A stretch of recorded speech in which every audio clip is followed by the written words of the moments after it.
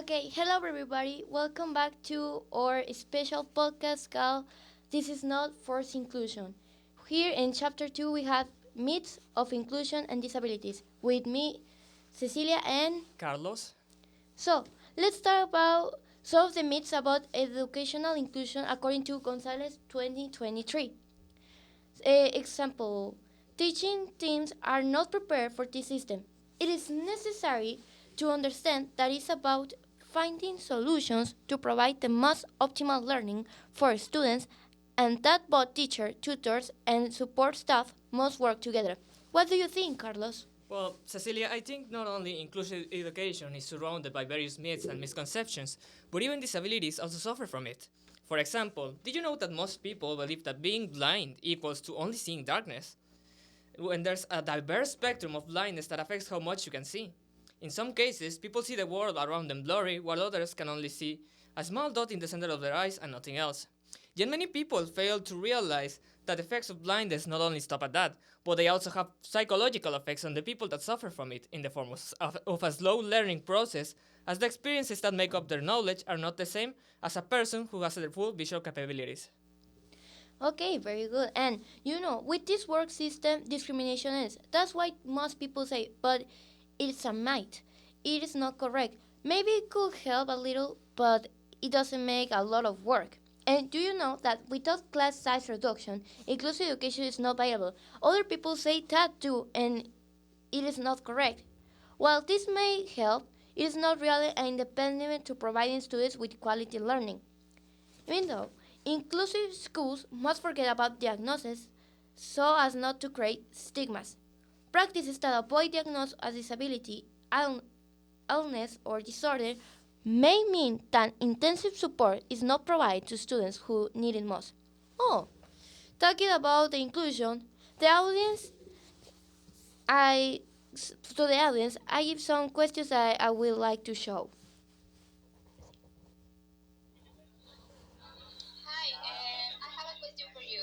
Why many teachers don't believe in neurological disabilities? Well, thank you, Milagros. Well, Milagros, think about this. If there's a large portion of the population in Mexico that don't know these side effects of physical disabilities, then there's an even smaller section of people that believe neurological disabilities don't exist, or that they are not that big of a deal. When in reality, the current education in the country is trying to find ways to treat this and include children who suffer from it in the classroom.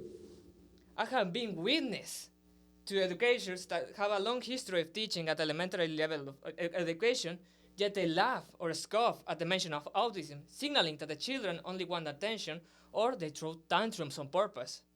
These types of comments could be considered as abuse or negligence from the teacher, as they refuse from modifying their way of teaching and not being able to bring to the table an inclusive education. Well, that's a very good answer. Here in the line we have another person. Hi, my name is Victor, and I'm a teacher also. I'm becoming a fan of this podcast, and I had a question for the locutors. Why what is the importance of knowing how to treat neurological disabilities? Thank you very much, Victor. What do you can say about that?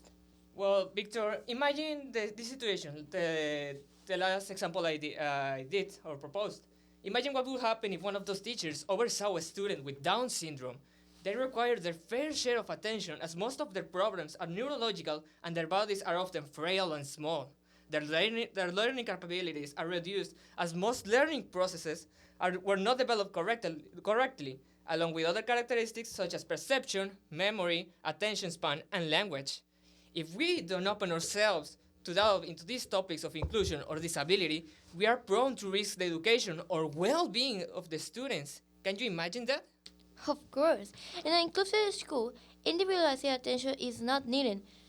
Most teachers say that, but I believe it's a matter of designing activities and methodologies that are sufficiently open, flexible, and diversified so that all students can have access to the school curriculum successfully. And other people say it is enough not to differentiate among students to be an inclusive school. All children have different needs, and therefore, they must be able to have different learning proposals. Well, I think that opportunities must be provided to improve academic performance, which, due to a special educational need, the student requires. According to Gutierrez in 2009, this means that individual objectives must be set for a particular student and their success will be determined based on the fulfillment and achievement of the objectives that were stipulated for them. This is a shared task where all those involved must collaborate a lot so that the child and young person fully develop their abilities and successfully completes their educational process. Well, thank you very much for all listeners. See you next time in our favorite podcast. This is not forced inclusion.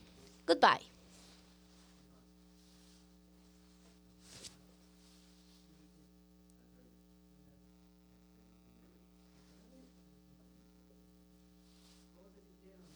Good. I think it was like 6 minutes, like in point. No, we felt good, but I think.